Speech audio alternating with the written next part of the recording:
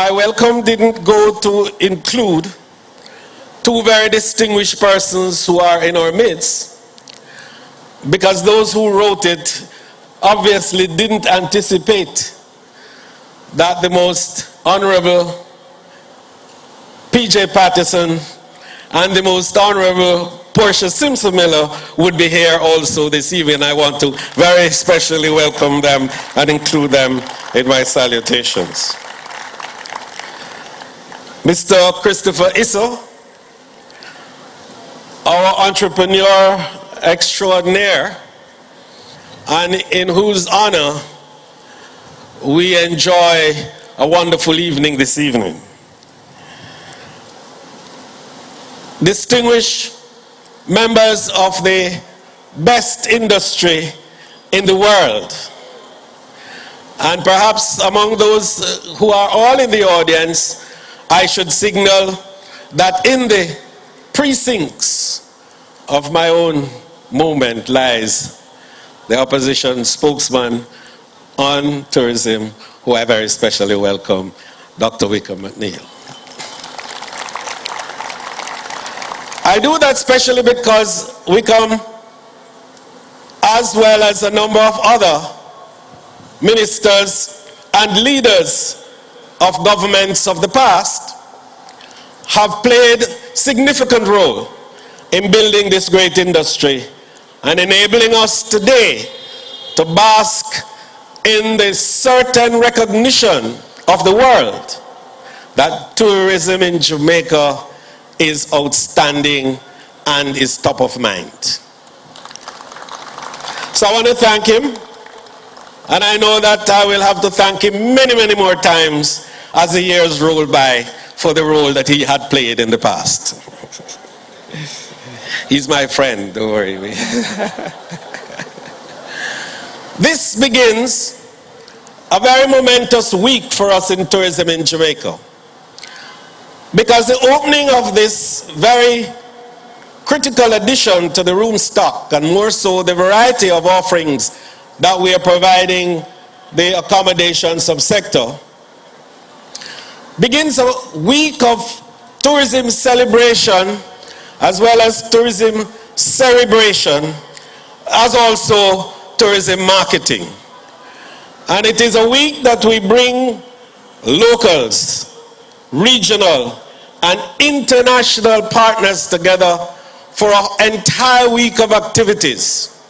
Because after this opening, we welcome the World Travel Awards, when the best of the Caribbean will be paraded and acknowledged. And of course, Jamaica is going to be center stage tomorrow night. And then after that, Tuesday morning, we welcome the world to the second global conference on job creation and inclusive growth, with an emphasis on the small and medium tourism enterprises. And just to let you know that that is historic, not only for Jamaica, but nowhere else in the world has there ever been a global conference about the small and medium tourism enterprises of the world. Jamaica initiated, we campaigned, and we got the world to accept that particular reference and to bring together the knowledge which many had but never quite pulled it neatly together, that 80% of the world tourism is driven by the small and medium enterprises. But only 20% of the returns from tourism goes to that group. So something is wrong with that picture. And Jamaica, in its advocacy at the UNWTO, got the UNWTO to accept that we must start a new campaign to rebalance that process and to become more inclusive and to bring the small enterprises into the mainstream of tourism so that they too can not only be hewers of wood and drawers of water, but real beneficiaries of the outcomes of tourism.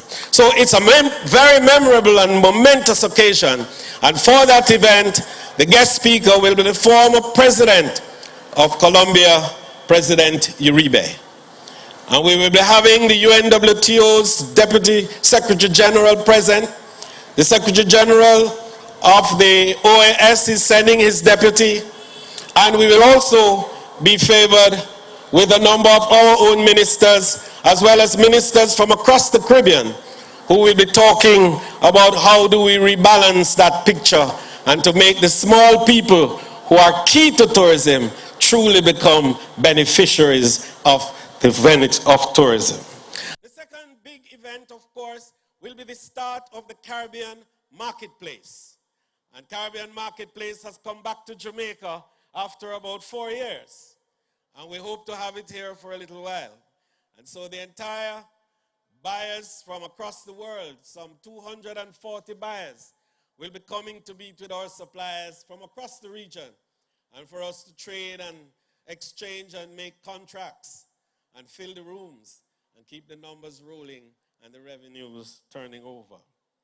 But if that were enough, it's not Jamaica you'll be talking about.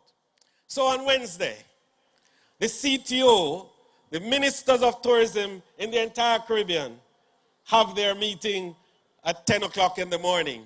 And at 2 o'clock, another historic event takes place.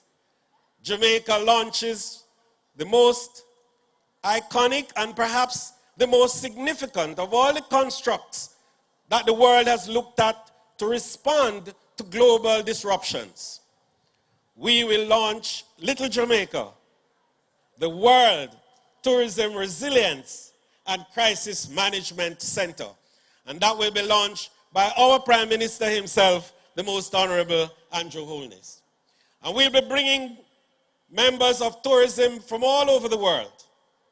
And they will be here, about 100 of them from different regions, who will all be making MOUs, pledging support and participation in the first historic Global Resilience and Crisis Management Center to be established at the University of the West Indies, Jamaica.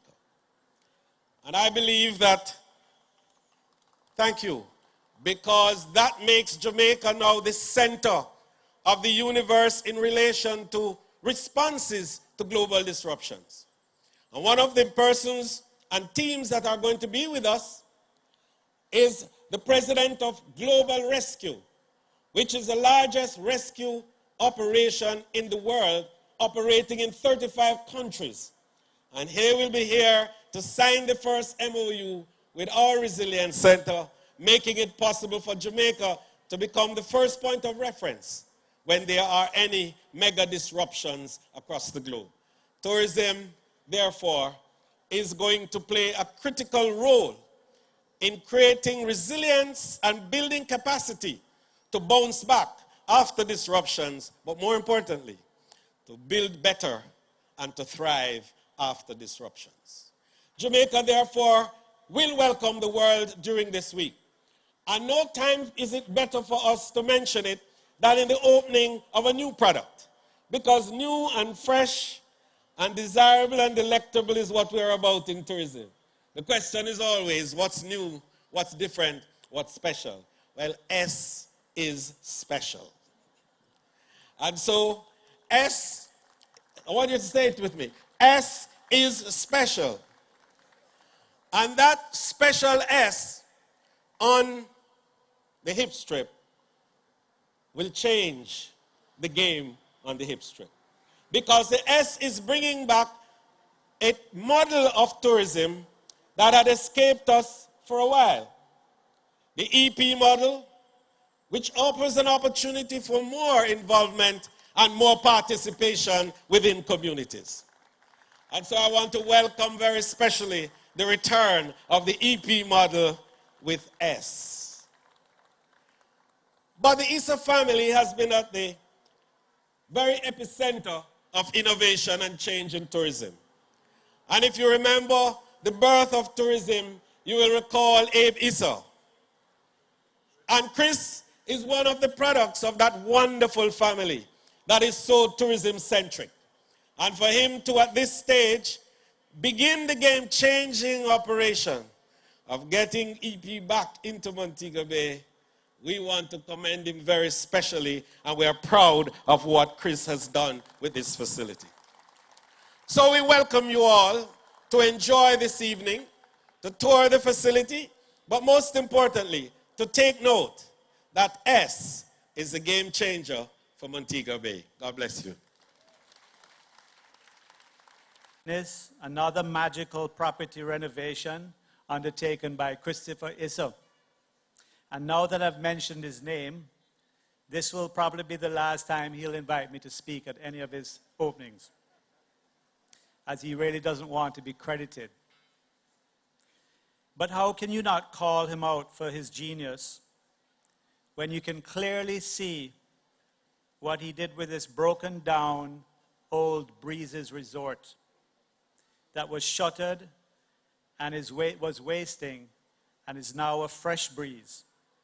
Undeniably, the place to be on the Strip, bringing new life with it. We, the citizens of Montego Bay, are truly grateful. And I know that this hotel has already won the hearts of us, of the community. And I know that this was most important for Chris when he took on this project. From day one, he would say to me, "Mark, I'm building this hotel for you and for your friends. Really, it's all yours. You must make it your home. It's for the people of Montego Bay." True to his word, for the last few weeks, many of you have been invited to your new home to dine or even stay stay the night free of charge, to test out the place. But Chris knew that you would leave here spreading the good news.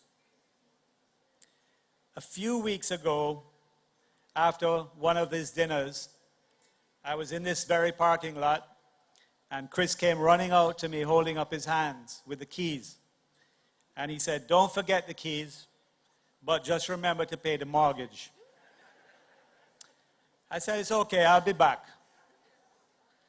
So I can only imagine that this has been a long road for you, Chris, going through the challenges of construction and then having to open the hotel. Talk about stress. I really don't know how you've managed, although I have seen him a little stressed. So let me know when you have it running perfectly, and I'll come back for the keys. Walking with you during the early stages, while you were designing on the fly, painting with a kind of spray paint, painting your vision, was inspirational. We all thank you for building us a new home, and it's a rare privilege to have a hotel that is open to everyone to enjoy. And we will help to make those monthly payments. This hotel is at one of the great locations of the city.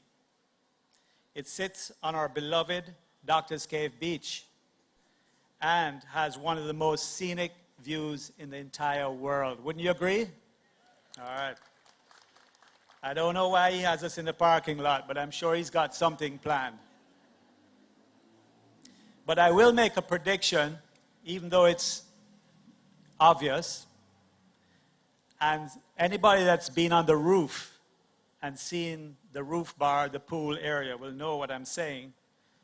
But the roof of the S Hotel will become iconic and be featured in every travel magazine from this point, and will elevate Montego Bay once again as a place to be.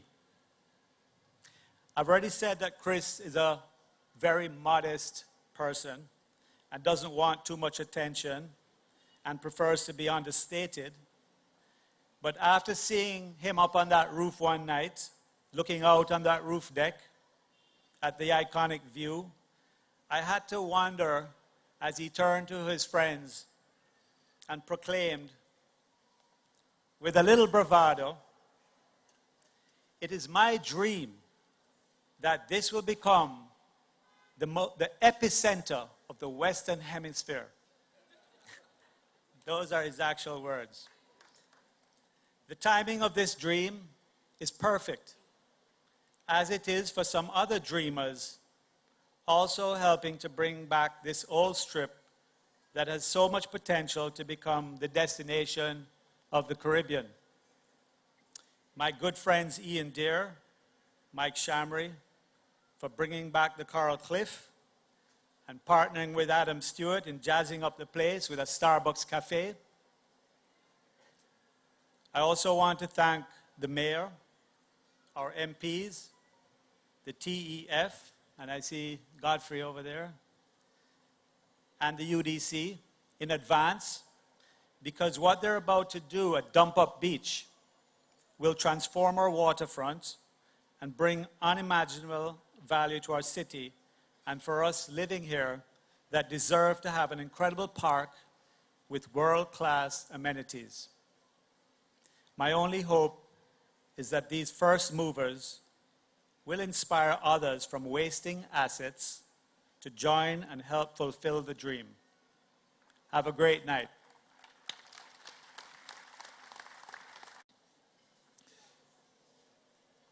The future belongs to those who believe in the beauty of their dreams.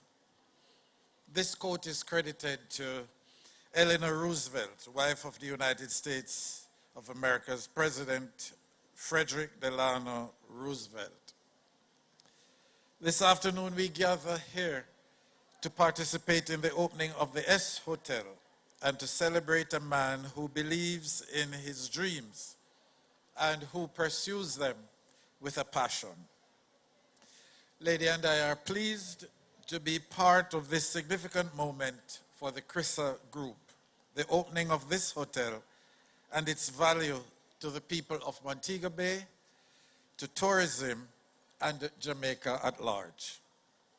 This is the tangible result of Mr. Issa's years of effort, hard work, and commitment as a keen businessman and entrepreneur who knows that success does not depend on chance or luck. It is the result of enterprising vision, courageous choices, and good business ethics. I am sure many of you who are here have dreamed of or have contributed to the development of tourism in Montego Bay. I suspect that in the audience, there are representatives of government, private business, the institutions of civil society which develop the financial and legal arrangements that undergird this project. In our midst are the architects, the artists, the designers, engineers, construction workers, managers, hotel staff, volunteers, among many others whose work has turned the hopes of the CRISA Group into tangible reality. And I want to congratulate all of you who have worked so well to see today's effort and the beautiful representation of a job well done. Ladies and gentlemen, today's opening of the hotel means that Montego Bay has more rooms available to guests, whether they are locals or international, who travel for leisure or work on our beautiful island. It is almost cliche to say that tourism is key to Jamaica's economy. Our nation is known globally as a premium travel destination. We must therefore give rigorous thought to how each local project will affect national development, because the travel and leisure sector is highlighted as one that offers enormous and yet unrealized potential.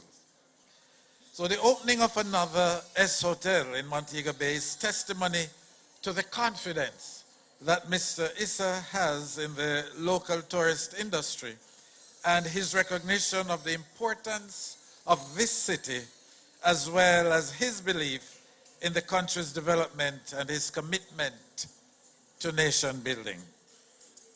I can truly say that the organization, the CRISA group, is using what is right with Jamaica to fix the challenging and seemingly overwhelming difficulties that we face from time to time.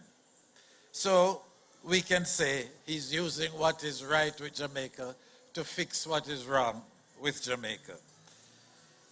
This is a maxim that is etched in the I Believe initiative, and I would like you to know that Mr. Issa is one of the ambassadors of the I Believe initiative.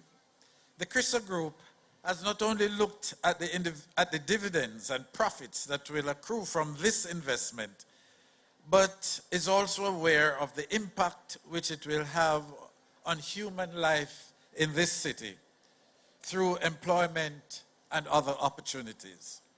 According to our first national hero, Marcus Garvey, he says that if you don't have confidence in yourself, you are twice defeated in the race of life. But with confidence, you have won even before you have started. This manifestation today is undoubtedly not a challenge for the S group, which will have no difficulty to continue as a confident organization and a successful organization. We are proud of the group, the CRISA group, for what they have accomplished so far. We trust that the benefits that will be reaped, not only for themselves, their families, but the people of Montego Bay and Jamaica in general, will be huge. Congratulations and best wishes for the success of this new venture. Thank you. Let me thank Reverend Burchell McPherson for offering the prayers. Good to see you again, Father. Their Excellencies, the Most Honorable Sir Patrick Allen and Lady Allen, Dr. Peter Phillips, Leader of the Opposition, Mr. Christopher Issa, Chairman of the Chris Issa Group of Hotels, the Honorable Edmund Bartlett, Minister of Tourism, and other members of the Cabinet who are here. Jamaica is fortunate to have former prime ministers. And I want to especially welcome them to this ceremony, the Most Honorable P.J. Patterson and the Most Honorable Portia Simpson Miller.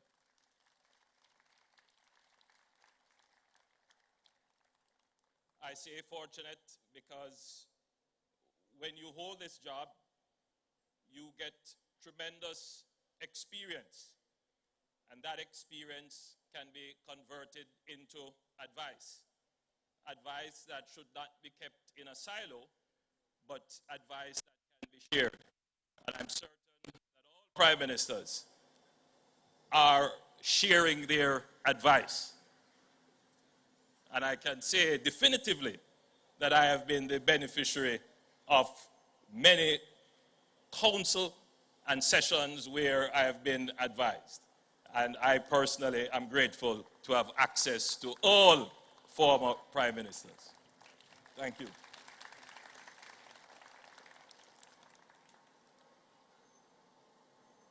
Your Worship, the Mayor, Councillor Homer Davis and Mrs. Davis, and our Custos, the Honorable Conrad Pitkin, Custos Rotulorum of St. James, and Mrs. Pitkin. Members of the private sector, members of the tourism fraternity, ladies and gentlemen, you all look gorgeous this evening. It is my distinct pleasure to be here to officially open the S Hotel. Now, mind you, I asked Chris, why S? And he explained it to me. Afterwards, I'll tell you that story. This is another significant investment and is part of the renaissance of our beloved hip strip in Montego Bay. Before I came here, I stop by the Usain Bolt statue and the Bob Marley statue. Two iconic works of art, but also representative of our culture and our people. It's the first time I'm going there, and I gather that both statues are a hit with our visitors, and that people are coming and making their pose beside the Usain Bolt statue. Believe me, I tried, but I don't think I got it well. But this demonstrates a level of confidence, of buoyancy. And I'm certain that all of you here could attest to that many more investors, indeed local investors, are taking the decision to invest in Jamaica. They recently revealed survey of business confidence shows that 70% of firms continue to agree that the time is right for expansion. In addition, and what is more pleasing to me, is that 55% of firms surveyed said that they will be making increased capital investments in their business in the next 12 months. That is music to my ears.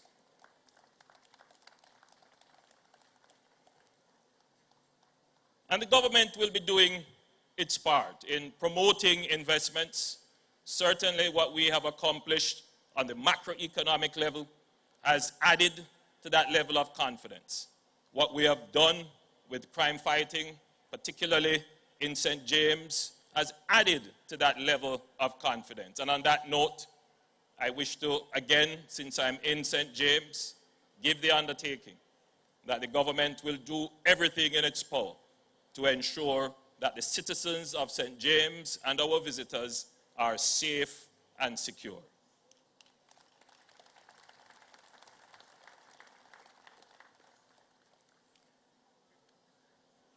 Economic certainty, safety and security, seamlessness are important elements of a successful economic plan. But the government has another element in that plan, and that is the full utilization of assets. One of the reasons why I accepted the invitation to speak today, I don't have to say it, but Chris is just such a wonderful individual, and I want you to put your hands together. You will never find a more humble servant of the people, a more considerate and philanthropic businessman than Chris, and I want to personally add my own public commendations to you, sir. But the other reason why I accepted is because I wanted to use this as an opportunity to illustrate a point. Jamaica has incredible assets, but we are not using them. And those that we are using, they are underutilized. This asset, for over a decade, was unused. An incredible piece of our tourism history just lay there doing nothing, not adding to our growth, not employing.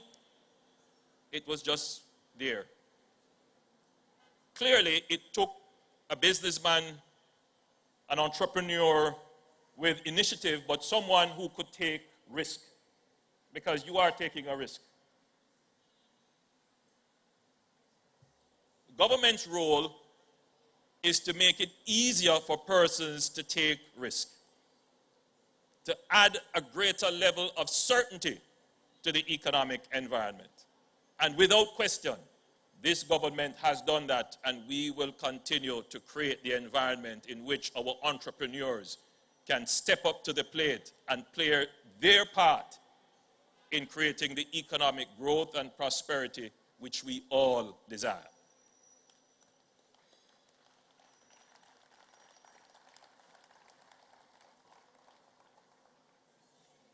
In the coming months, the government will intensify its policy of full asset utilization. We will be looking at all the assets in the government's portfolio, and through a process that is competitive and transparent, we will be making them available to the private sector, to persons who demonstrate the drive, the interest, the entrepreneurship, persons who are risk takers, to take these assets and make something of them for the people of Jamaica.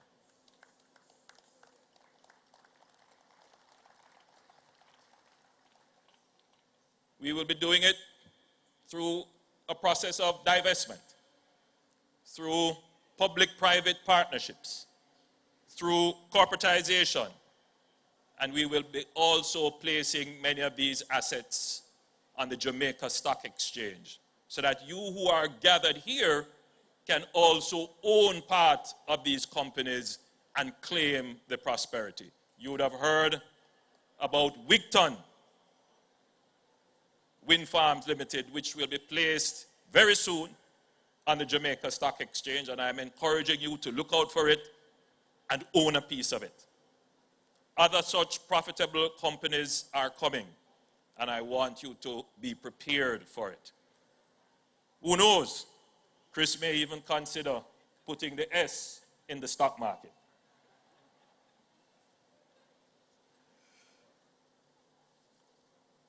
All of that is the prosperity plan.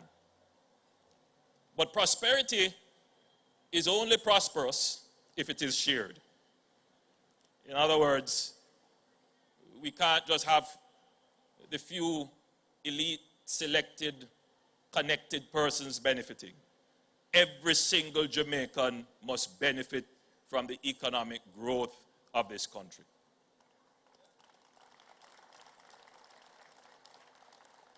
Without question, the prosperity is being shared. More Jamaicans are employed today than any other time in the history of the recorded statistic for Jamaica.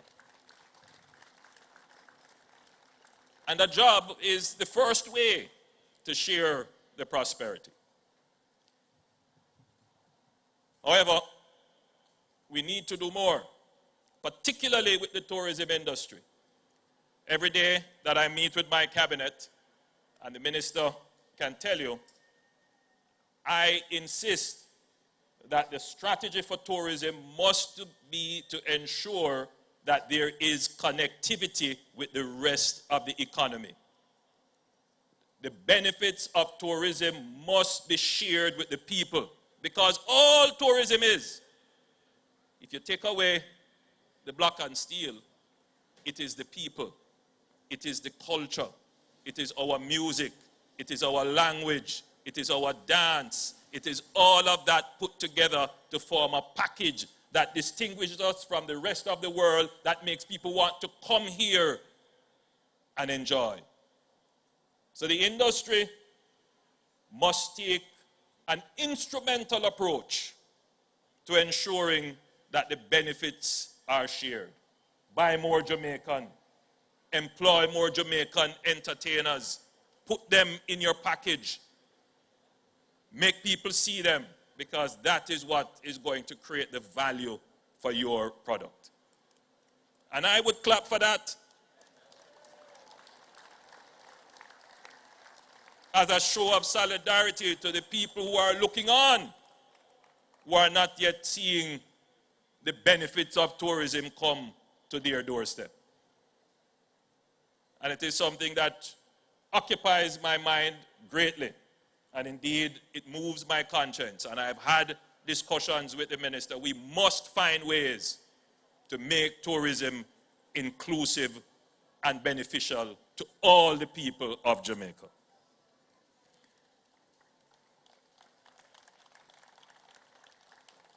Having said that, since I have this august gathering of Montegonians, and I see a spattering of people from Kingston. Peter, you had a function here earlier today? You had 5 functions. Oh, that explains it. I was wondering.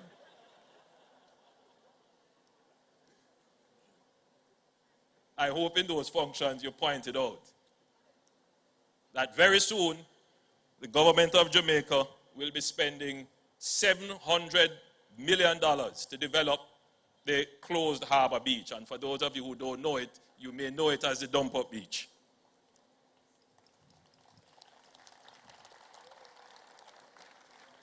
Prime Minister Patterson, this is our attempt to create the Emancipation Park of Montego Bay.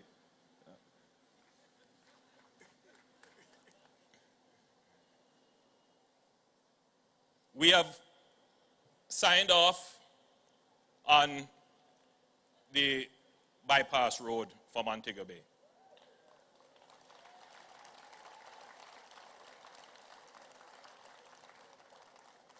The plans are now being developed, the engineering plans are now being designed, and that should be finished shortly. It does take a little while to do all the studies. We have done most of the studies, and now we are in the phase of actually doing the designs. And those will happen in short order. And those are just two of the main plans that we have to develop Montego Bay. And that, I'm sure, will enhance the tourism product. So, ladies and gentlemen, in keeping with my promise not to detain you, I now close and say how elated I am to be here opening the S Hotel.